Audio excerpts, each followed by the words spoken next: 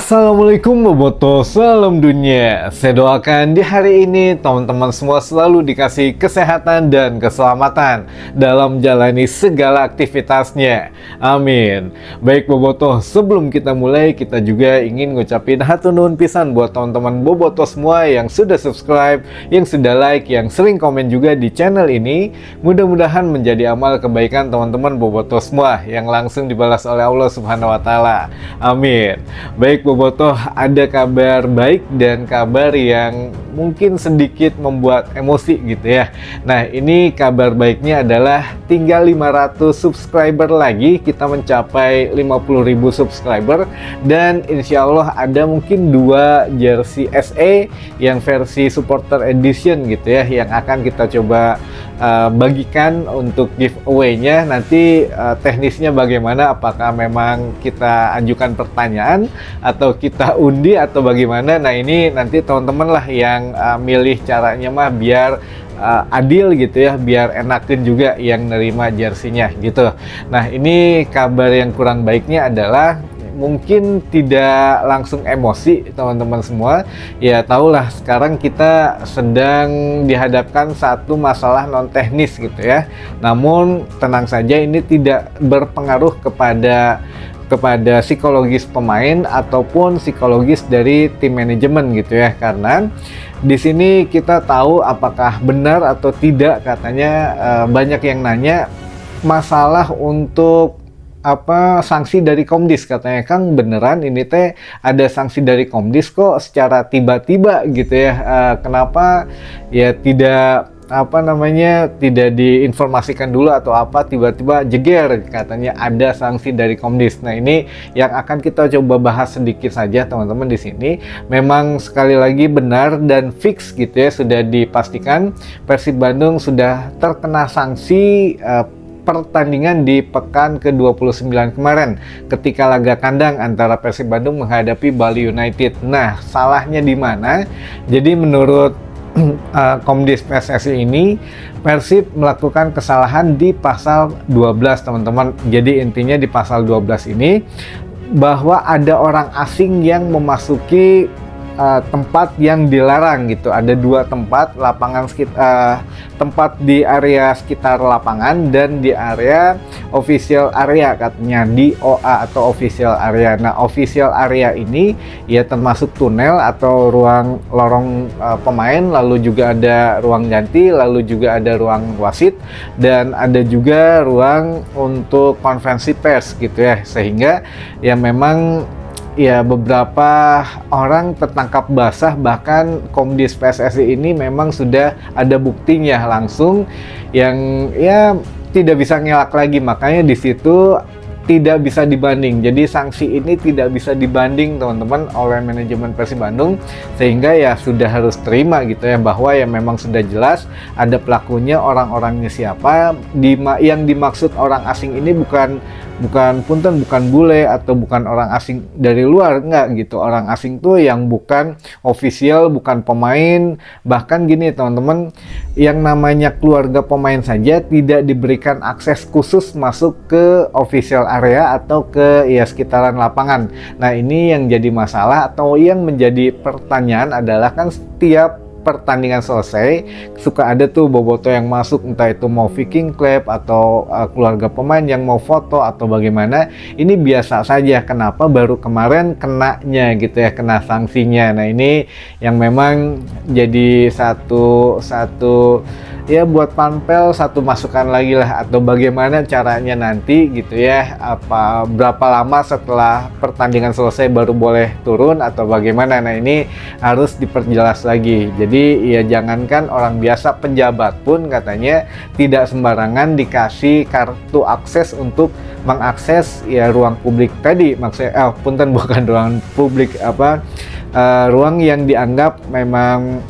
privat gitu ya, di sekitaran lapangan ataupun di official area. Jadi ya tidak sembarangan orang.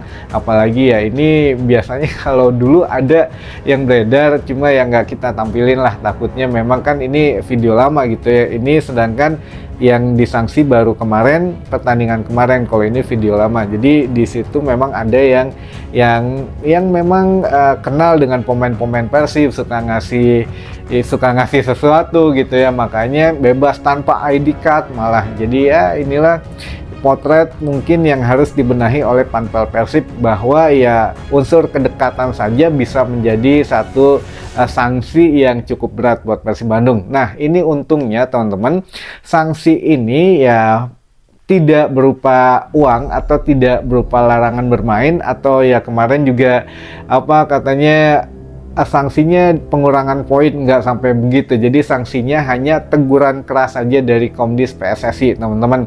Jadi jangan diulangin lagi. Kalau terulang kembali, nah mungkin ini baru ada sanksi yang lebih berat katanya. Kalau sekarang masih aman, alhamdulillah. Jadi kita bisa fokus lagi untuk mengawal Persib back to back juara, minimal di laga terdekat hari Sabtu lusa gitu ya, menghadapi PSS Sleman. Nah ini ya kita butuh 3 poin teman-teman, karena tinggal sisa 8 poin lagi, atau ya 8 poin lagi mengejar back to back juara, sehingga mau tidak mau maksimalkan di laga kandang ini sangat penting. Walaupun menurut Bojan Hodak menghadapi PSS Sleman Sabtu besok itu merupakan laga paling susah atau laga paling berat di musim Liga 1 ini ya. Walaupun ya kita tahu klasmennya jauh berbeda, tapi ya itulah, Bojan Hodak punya perhitungan sendiri gitu ya menghadapi PSS Sleman besok atau besok Sabtu. Nah ini kita ada beberapa pertanyaan yang akan kita coba bahas lagi teman-teman. Langsung ditampilin saja. Nah baik, langsung keluar. Yang pertama, Kang, katanya di Persib F sudah ada tiket tambahan, tapi pas dicek kok nggak ada katanya. Oh, ya ini juga kalau untuk tiket memang sudah sold out teman-teman, kecuali apa tuh VBU ya, atau ya VIP Lounge ini. Namun ini juga sepertinya punten-punten ya, ini buat Persib sendiri ya, kalau memang sudah ada ditampilin saja. Kalau memang belum ada atau sudah habis ya jangan memberikan harapan palsu, atau jangan PHP-in bobotoh gitu ya. Kemarin kan kita sempat dinerima WA-nya atau ya apa ya di medsosnya juga, dapatkan tiket masih ada dan lain sebagainya. Dari kemarin pun tidak ada tiket itu teman-teman, dan memang tidak keluar lagi gitu ya. Biasanya VBU launch itu H-1. Nah kita lihat besok lah untuk yang 300.000 ya VIP launch ini atau VBU launch. Nah ini teman-teman siapkan aja uang 300.000 kalau besok ada, itu kuotanya soalnya dikit. Nah apakah ini tidak ditampilkan atau memang sudah habis duluan, kita juga nggak tahu lah ya sampai sejauh itu. Tapi yang jelas kalau untuk tiket tribun yang lain kayak utara, timur, selatan, VIP barat, ini memang sudah habis semuanya. Ini hanya tersisa VIP lounge saja, kalaupun ada kemungkinan besok gitu ya. Jadi ya inilah agak ambigu kadang meng-share sesuatu yang kadang ya tiketnya aja goib gitu ya, nggak ada, disuruh beli. Ya memang ya bukan teman-teman aja gitu yang merasa, banyak teman-teman yang kok udah buka nggak ada tiketnya gitu ya, karena sudah habis sudah lama gitu ya. Baik, yang kedua, Kang, Dimas Derajat main di Persib kenapa fisiknya kok lemah banget padahal anggota TNI? Waduh, ini ya kalau Dimas, iya kita nggak tahu lah namanya kondisi fisik apalagi mental seorang pemain kan beda mungkinnya dengan ya ketika dia di kesatuannya atau bagaimana lah, saya juga kurang ngerti. Kalau memang cedera apa sih yang dirasakan pemain gitu ya, mungkin ya itulah yang dirasakan Dimas Derajat. Kalau ada sieun-sieun main karena takut cederanya kambuh lagi, ya ini mungkin mempengaruhi psikologis pemain, tapi ya bisa jadi hal yang lain. Tapi Bojan Hodak mengatakan itu ya, Dimas Derajat oke secara fisik tapi secara mental belum oke katanya gitu ya. Namun ya kalau mengacu ke pernyataan Bojan Hodak sih ini bisa menjadi berkah juga, karena ketiadaan beberapa striker di Persib Bandung ini, entah yang cedera, entah yang belum pulih, atau yang akumulasi kartu, yang sakit dan lain sebagainya,